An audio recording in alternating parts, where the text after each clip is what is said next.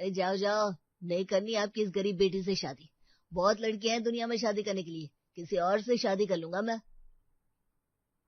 ऐसा मत करो बेटा, मेरी बेटी बहुत अच्छी है, भगवान के लिए रिश्ता मत तोड़ो। अरे क्यों ना तोड़े, जब मेरे बेटे को नहीं तुम्हारी लड़की पसंद तो क्या जबरदस्ती शादी कर ले वो उससे। अरे भाई अच्छे घर में शादी करेंगे अपने बेटे की, तुम जैसे फटीचरों से तो हमें क्या ही मिलेगा। इतना कहकर रेखा अपने बेटे और बाकी परिवार वालों के साथ सचिन के छोटे से घर से निकलकर अपने घर चली जाती है। मैं गरीब हूं तो क्या मेरा कहीं रिश्ता नहीं होगा पापा? हर कोई मुझे ऐसे मना करके चला जाएगा, क्या मुझे मेरा सारा जीवन अकेले ही गुजारना पड़ेगा? कल्पना को सचिन की कही बातों से बहुत ज्यादा ठेस पहुंचती है और वो अपनी जिंदगी का हर दिन रोते हुए और खुद को कोसते हुए बिताने लगती है। एक सुबह कल्पना का बड़ा भाई मोहित अपने घर आता है, जो कि रेलवे में कूली का काम किया करता था।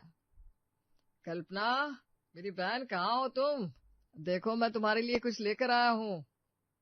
अच्छा हुआ मोहित बेटा तू आ गया, अब तू ही कल्पना को समझा सकता है, हमारी तो वो बात ही नहीं सुनती। क्या हो गया मेरी बहन को माँ? ममता मोहित को रिश्ता टूटने वाली सारी बात बताती है। मोहित जल्दी से कल्पना के पास जाता है, जहां वो बैठी हुई रो रही थी। कल्पना, तुझे रोने की जरूरत नहीं है, तेरा भाई है ना, देखती जा, तेरे इस अपमान का बदला तेरा ये भाई कैसे लेता है। जिसने मेरी बहन को रुलाया है ना, मैं उसे हर दिन रोने के लिए मजबूर कर दूंगा। इतना कहकर मोहित कल्पना को अपने गले से लगा लेता है और अपने दोस्त पीयूष के साथ मिलकर सचिन के परिवार वालों की जानकारी निकालना शुरू करता है। भाई हमने तो सब कुछ पता कर लिया है। अब क्योंकि तू कल्पना के रिश्ते के वक्त यहाँ नहीं था, तो वो लोग तो तुझे जानते नहीं है। तो अब तूने सोचा है कि तुझे आगे क्या करना है? मैंने सब कुछ सोच कर रखा है, अब बस परिवार वालों से बात करनी बाकी है। उन्हें भी एक बार अपने प्लान के बारे में बता दूं, फिर सब कुछ आसान हो जाएगा। मोहित पीयूष के साथ अपने घर आता है और अपने घर वालों को अपनी सारी बात बताता है। अब आप लोग समझ गए ना मैं क्या करने जा रहा हूँ। पर बेटा अगर उन्हें पता चल गया तो फिर? बनी बनाई बात बिगड़ ना जाए। मुझे भैया पर पूरा भरोसा है, भैया जो करेंगे अच्छा ही करेंगे। भैया मैं आपके साथ हूँ। सब कुछ तेरे लिए ही तो कर रहा हूँ पगली, बस अब तेरी आंख से एक भी आंसू नहीं गिरना चाहिए। मोहित अपनी एक अच्छी सी फोटो क्लिक करवाता है, जिसमें वो बहुत ही ज्यादा अमीर दिख रहा था, और पीयूष की मदद से एक मैरिज ब्यूरो वालों के जरिए मोहित अपनी फोटो सचिन के घर उसकी बहन दिशा के रिश्ते के लिए भिजवाता है। ये देखिए, लड़का बहुत ही ज्यादा अच्छा है, बहुत अमीर है, बड़ी बड़ी गाड़ियां बंगला सब कुछ है। इसके पास हमारी दिशा बेटी राज करेगी भी राज। अजी लड़का तो बहुत सुंदर है, मैं तो कहती हूँ दिशा के रिश्ते की बात चला देते, हमारी बेटी राज करेगी। ठीक है रेखा, जैसा तुमको। आप इस लड़के से मीटिंग फिक्स करवा दीजिए हमारी। जी जी क्यों नहीं, कल ही मीटिंग फिक्स कर देते आप लोगों की। अब अगले दिन मोहित अच्छा सा कोट पैंट पहनकर एक गाड़ी लेकर रेखा के घर पहुंचता है। मोहित जी आप अकेले आए हैं, आपके परिवार वाले नहीं आए? जी नहीं, वो हमारे बिजनेस से रिलेटेड कोई जरूरी काम था, तो मेरे मम्मी पापा अवेलेबल नहीं हो पाएंगे। और वैसे भी शादी मुझे करनी है, अगर लड़की मुझे पसंद आएगी तो उनकी भी हाँ ही है।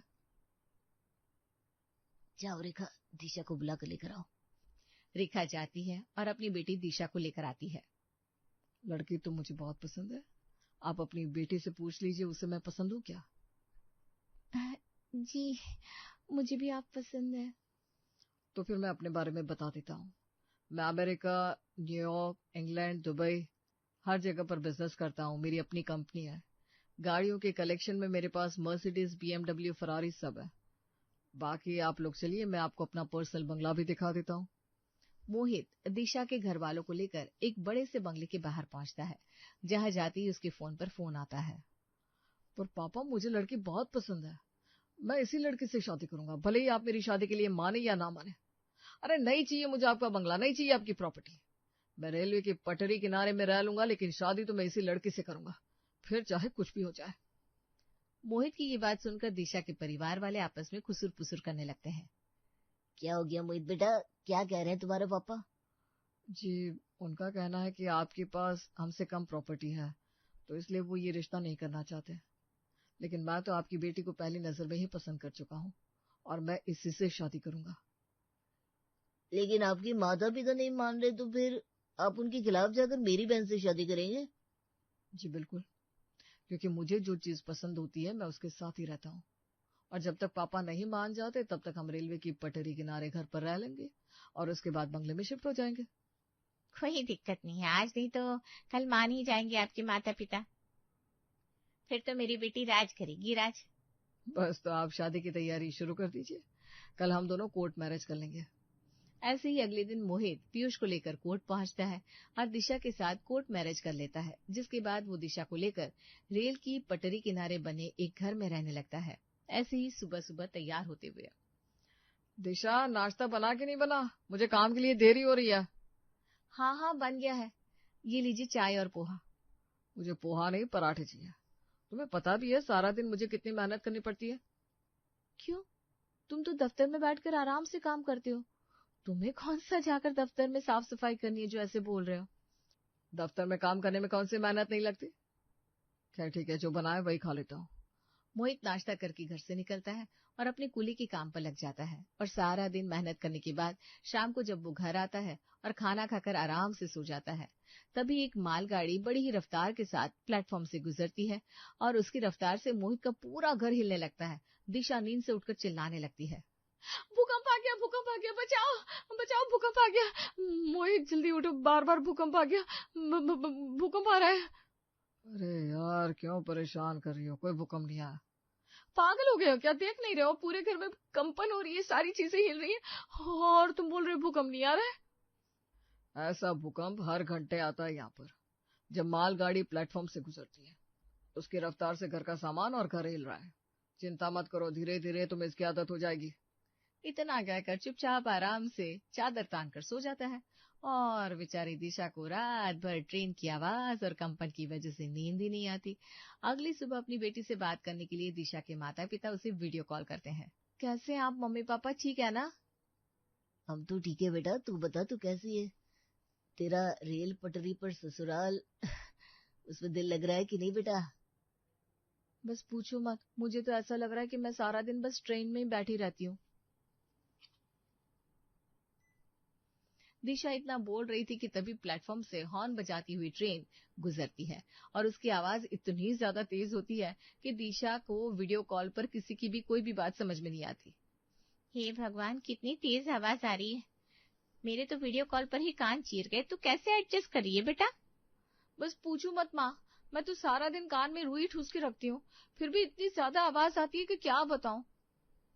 अरे जीजा जी को बोलो ना अपने पापा से बात करे और जल्दी से जल्दी बंगले में शिफ्ट हो जाए, फिर हम भी तुमसे मिलने के लिए आएंगे।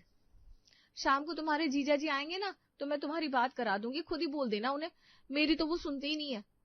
इतना कहकर दिशा फोन काट देती है। शाम को जब मोहित घर आता है तो दिशा अपने परिवार वालों को फोन मिलाती है और आशीष मोहित से कहता है, अरे दामाद जी, आपके पिताजी माने कि नहीं माने? आपने उनसे बात की कि नहीं? अरे बात क्या करनी है, अभी तो मेरे पापा फॉरेन ट्रिप पर गए, अब वो फॉरेन से वापस आएंगे तभी तो मैं उनसे बात करूंगा ना। वो क्या है ना, मैं उन्हें काम के बीच में डिस्टर्ब नहीं कर सकता हूँ। पर मेरी बेटी कितना ज्यादा परेशान हो रही है, ये भी तो देखिए। आज तक उसने कभी इतनी गरीबी में दिन नहीं काटे जैसे दिन वो अब देख रही है। अरे कोई बात नहीं, थोड़े दिन की तंगी है, फिर तो आपकी बेटी नोटों के बिस्तर पर सोया करेगी ससुर जी, चिंता मत कीजिए। इतना कहकर मोहित फोन काट देता है।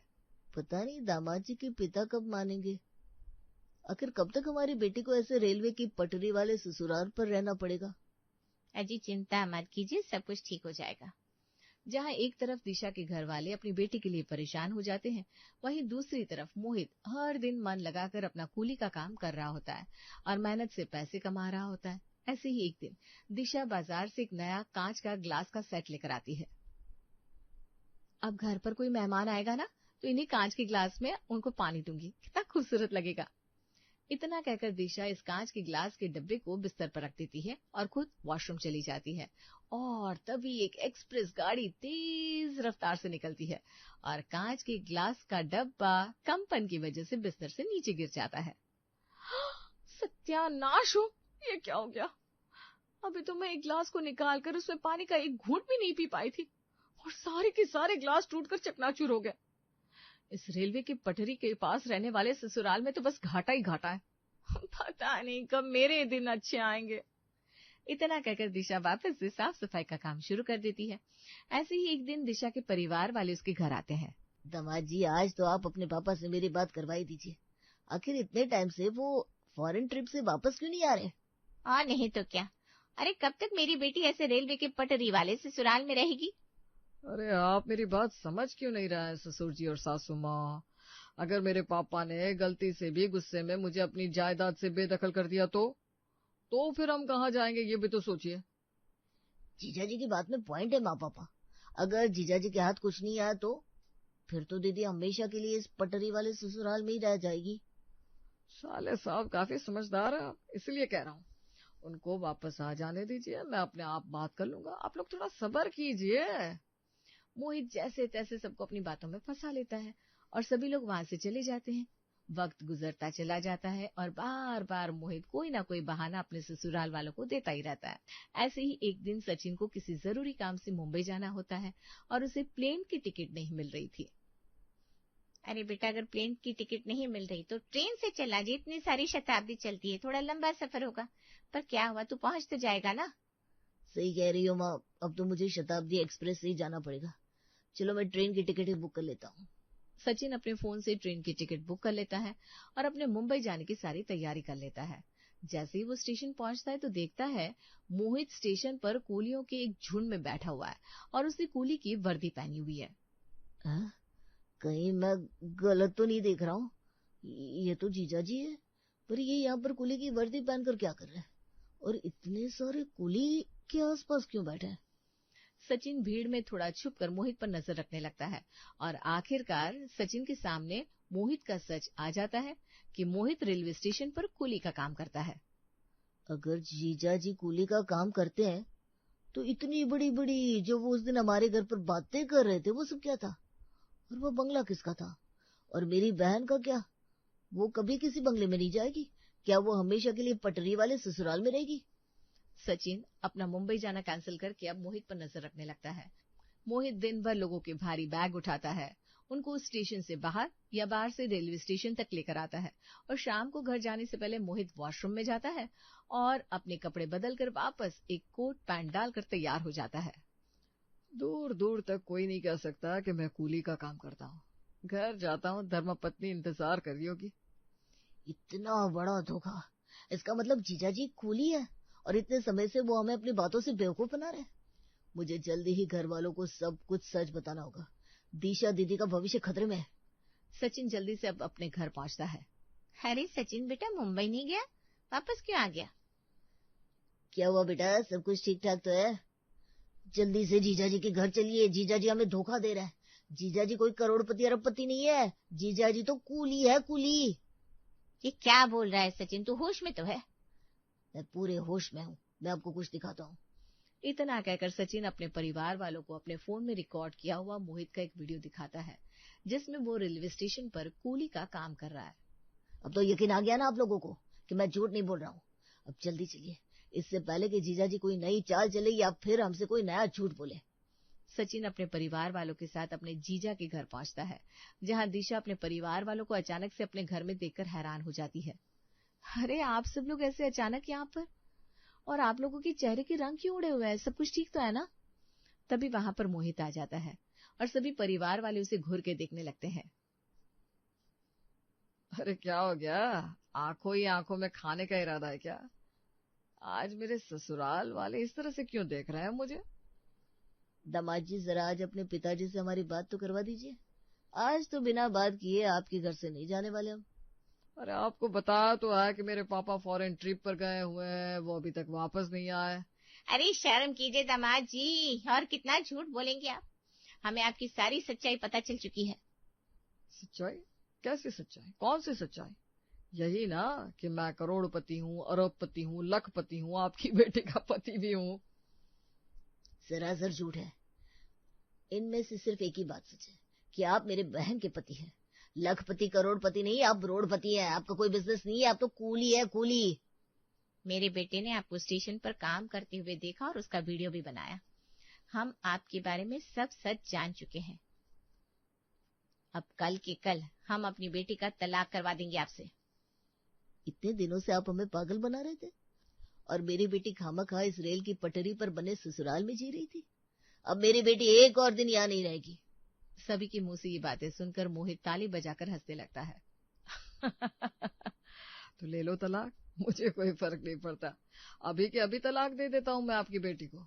वैसे भी मैं तो बस आप लोगों से बदला लेना चाहता था और मैंने अपना बदला ले लिया है। अब आप अपनी बेटी का मुझसे तलाक भी करवा देंगे ना तो भी कोई उससे शादी नहीं करेगा। बदला? कैसा बदला? किस बदले की बात कर रहे हो तुम? अभी भी समझ में नहीं आया आप लोगों को? इतना कहकर मोहित अपने परिवार वालों को फोन करता है और उन्हें अपने घर पर बुलाता है। मोहित के परिवार वालों को देखते ही आशीष, सचिन और रेखा को कल्पना से तोड़े हुए रिश्ते वाली सारी बात याद आ जाती है। तुमने मेरी बहन को गरीब बोलकर ठुकरा दिया था ना, उससे रिश्ता करने से मना कर दिया था ना, और देखो मैंने तुम्हारी बहन को इसी गरीबी में रखा। बोलो, क्या तुम्हारी बहन दुखी है? अरे अपना बदला लेने के लिए शादी की थी मैंने तुम्हारी बहन से। अगर सबने बोल लिया हो तो मैं बोलूं? मुझे तुम्हारी सच्चाई पहले से ही पता थी। क्या बोल रही हो तुम? तुम्हें पहले से सब कुछ सच सच पता था? तो फिर तुमने मुझसे शादी करने के लिए हाँ क्यों बोल दिया? क्योंकि मेरे परिवार वालों ने जो तुम्हारी बहन के साथ किया था वो गलत था। लेकिन मैं तुमसे शादी करके बहुत खुश हूं, और क्या जरूरत है रिश्ता खत्म करने की? इतने दिनों से हम साथ रह रहे हैं, पति पत्नी है, तो कंटिन्यू रखते हैं अपने रिश्ते को। सच बोल रही हो क्या? अब सब कुछ जाने के बाद भी रह लोगी तुम मेरे साथ अपने इस रेल की पटरी पर बने ससुराल में सारी जिंदगी? अरे खुशी खुशी रह लूंगी बाबू। और आप सभी लोग चले जाइए यहाँ से, और दोबारा सचिन किसी भी लड़की को ना करने से पहले 100 बार सोच लेना। इस बार तो मैंने तुम्हें बचा लिया, अगला निशाना कौन बन जाए किसी को नहीं पता। इस तरह मोहित का बदला भी पूरा हो जाता है और उसे दिशा के रूप में एक प्यारा सा हमसफर भी मिल जाता है।